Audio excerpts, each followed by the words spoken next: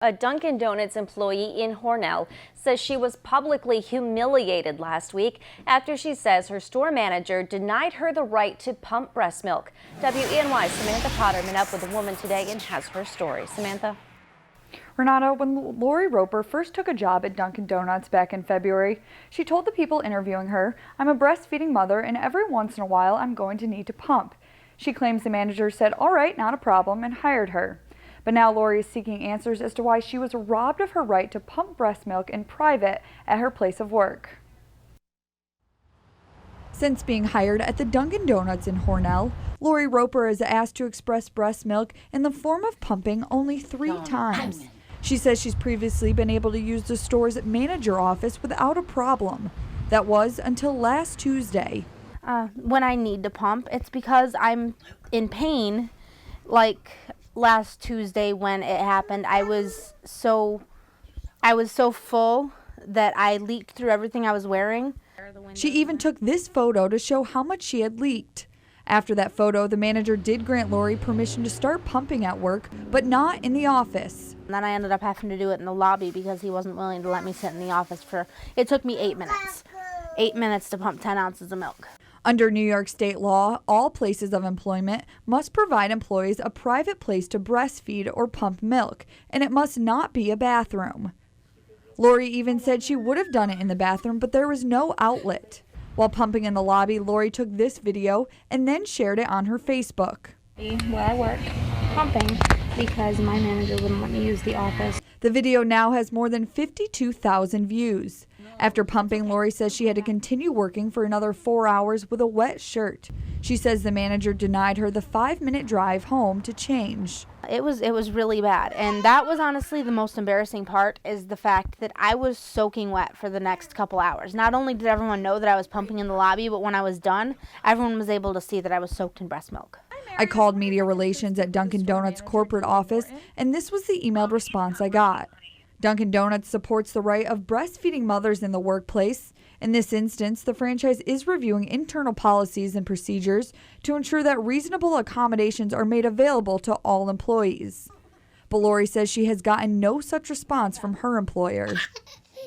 But if you supported it, why would you not make an attempt to apologize to the person that you just had an issue with? I also tried to contact the store manager. Lori says denied her the right to pump, but he is on vacation. Lori says this Saturday, dozens of women are planning a nurse-in, meaning a bunch of women plan to publicly start breastfeeding in the Dunkin' Donuts lobby. She's also reached out to the State Department of Labor and is waiting for a response from a lawyer. Reporting in the studio, Samantha Potter, WENY News. Hey there, Jennifer. Yeah, like you said, I'm here on West Water Street in downtown Elmira, and as you can see, demolition is continuing on the former Demonics building. Now, once crews are done with that, they'll make their way over to tackle the Harold's building, and that's all to make room for site redevelopment. Since she can remember, Christina Ahern from Westfield, Pennsylvania, has always fed her dogs pedigree dog food. And the same goes for her 1-year-old Great Dane, Bella. But after finding wire-like materials on the pieces of kibble this past week, she instantly stopped using the brand. It was unbelievable to me to discover wire, hair, whatever it may be, through her dog food. It's not listed on the ingredients, so I'm not very happy with that. Saying she believes the food is what has been causing Bella to frequently throw up and not have her normal appetite. And she just seems to be a lot more, almost just down, just like she has a bellyache. Just doesn't feel good, To try and get a closer look at the unknown material, Christina plucked them out of the food.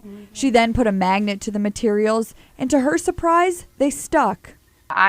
We used a magnet from our refrigerator, and the hair stuck to the magnet. So I watched it. So the hair stuck to magnet, and hair doesn't stick to magnet. My hair don't stick. So it makes me wonder what's actually in there. People from across the country are taking to Facebook voicing the same complaints. Some even blaming the dog food company for the sudden and unknown death of their pets. Pedigree has responded to each post saying the same thing. They've tested the affected kibble and determined these are natural fibers from meat and bone meal, like pig hair, that occurs with products made from using those ingredients. Christina had further questions for the company, but after being put on hold for almost a half an hour, she gave up. I mean, Bella's a family dog. We would never want to feed her something, and if it could hurt her or kill her, I mean, that's just worse than a natural tragedy happening to her. So I'll never use the food again. WENY has taken it upon ourselves to have researchers at the Animal Health Diagnostic Center at Cornell University test the same batch of dog food to determine what the questionable fibers actually are.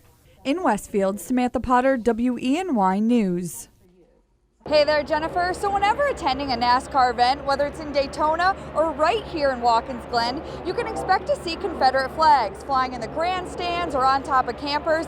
And while some may think it represents racism in America, some NASCAR fans say differently. A photo is circulating on Facebook, allegedly of a neglected horse in Addison. It's causing an uproar by those who've seen it. WENY's Samantha Potter joins us in the studio with details of this disturbing picture. Samantha. Renata, you mentioned disturbing, and that's exactly what it is. We want to warn viewers the image you are about to see is extremely concerning. This photo was posted by Tristica Smith of Addison Saturday night. It's a picture of a neighbor's horse just before it was shot and killed by a state trooper. Smith says for years she's been calling the Finger Lakes SPCA to investigate Robert Putnam, the owner of the farm where the horse lived. But nothing was ever done. This past Saturday, she called the state police in Painted Post, and according to law enforcement, the horse was in such bad shape they wanted to put it out of its misery. With permission from the horse's owner, Robert Putnam, the state trooper shot and killed the horse. It's gone on for far too long, and it really gets personal. Maybe people feel it shouldn't be personal, but it is to us. We've lived here and have watched this go on and have tried to do something about it. And like I said, people are just not doing their job. Now a petition with more than 1,600 signatures is going around the internet to call attention to the alleged neglect of at least 6 other horses on the farm and the investigation of the owner. WENY spoke with the Finger Lakes SPCA and the state police, and they say an investigation is underway. I have called the proper people, and nothing has been done after all of this time. We will continue to cover this story and bring you any updates as they become available. Tonight, we bring you continuing coverage on a horse in Addison that was shot and killed by police to put it out of its misery. Again, we want to remind viewers some of the images in the story are graphic and viewer discretion is advised. Today, WENY's Samantha Potter met with the horse's owner and the Finger Lakes SPCA to hear their side of the story. Do you put your grandmother down because she gets old and she's in a wheelchair and needs medication or something? Robert Putnam of Addison says his horse in this picture was 31 years old. He claims the horse, Baby, wasn't neglected. She was just simply elderly. But the old one, yes, she was dropping weight. She was eating good, but she was dropping weight. She was about ready to die. State troopers in Painted Post responded to a neighbor's complaint about the horse on Saturday, and that's when the trooper euthanized Baby to put her out of her misery. The Finger Lakes SPCA says for the past 2 years, they have gotten complaints about Putnam's horses and have responded to the farm. But the ones that we have seen that we have responded to were investigated, and at the time that the officer did investigate, there were no signs of animal cruelty as stated in the law that could be substantiated. After police put Baby down, they charged Putnam with 7 counts of neglect to feed an animal, 1 count for each horse, including Baby. Putnam has since decided to donate the horses here to the Finger Lakes SPCA. 2 of them are already here, and the other 4 will be here within the upcoming days. Now, once they are cleared and checked by a veterinarian, they will be up for adoption. While Putnam was charged by state police, the SPCA is helping with the investigation to medically determine whether the horses were neglected or not. We would never ignore an animal cruelty case. That's why we're here. It would be so much more effective if we could just work together and collaborate on how to prevent cruelty. So I hope that out of this, that maybe that we could do that. Putnam is scheduled to appear in the Tuscarora Town Court on April 21st. Samantha Potter, WENY News, Steuben County. Now, if you're interested in donating money specifically to these horses, go to our website, WENY.com. You'll find a direct link to the Finger Lakes SPCA donations page. A retired U.S. Marine will be honored next week by the American Red Cross, but don't expect much of an acceptance speech because this Marine has 4 legs and a tail. WENY Samantha Potter met up with the Black Lab and his owner to find out what makes Tyson a hero. This is what retirement looks like for 8-year-old Tyson. After 2 tours in Afghanistan and 1 in Iraq, this retired U.S. Marine has settled into civilian life pretty well. Instead of searching for bombs, Tyson now has a new purpose. He keeps me from tipping over. He helps me get up on my feet. I a lot of times will lose my balance when I get up. He stabilizes me. This is what he stabilizes me with. Tyson, hip. Let's go. Here we go. That's a good boy. Tyson now lives with the McLeland family in Danby.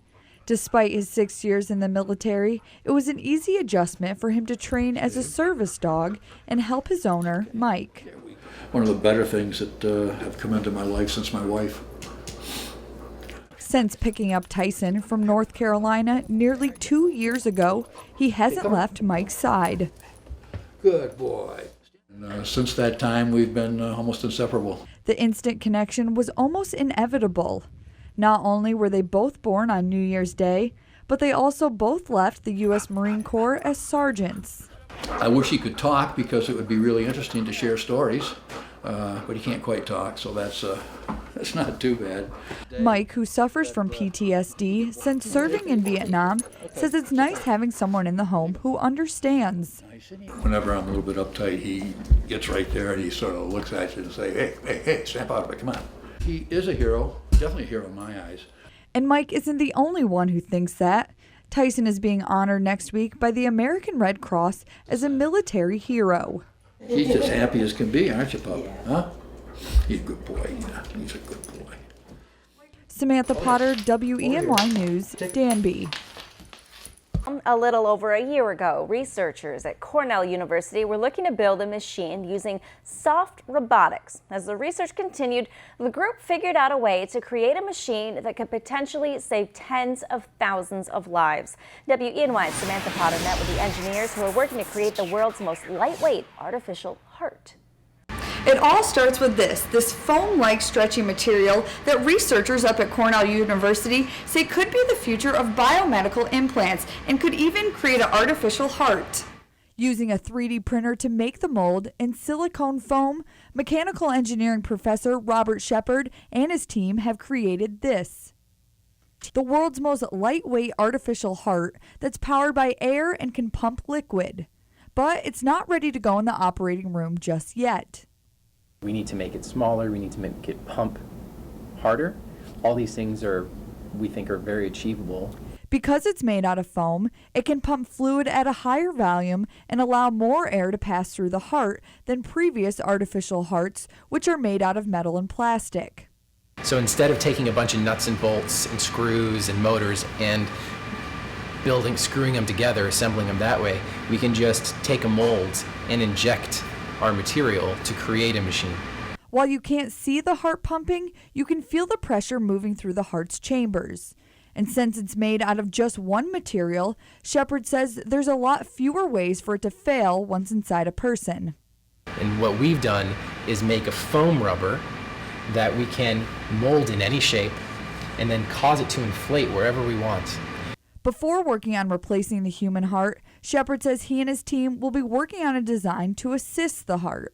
We actually want to make a shape that wraps around the heart and then helps squeeze it.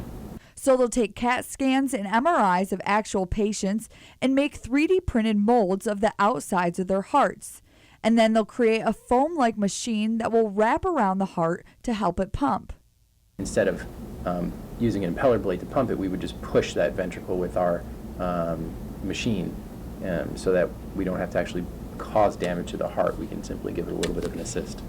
So while the foam heart isn't ready just yet, you could be looking at the future of the artificial heart. Reporting in Ithaca, Samantha Potter, WENY News.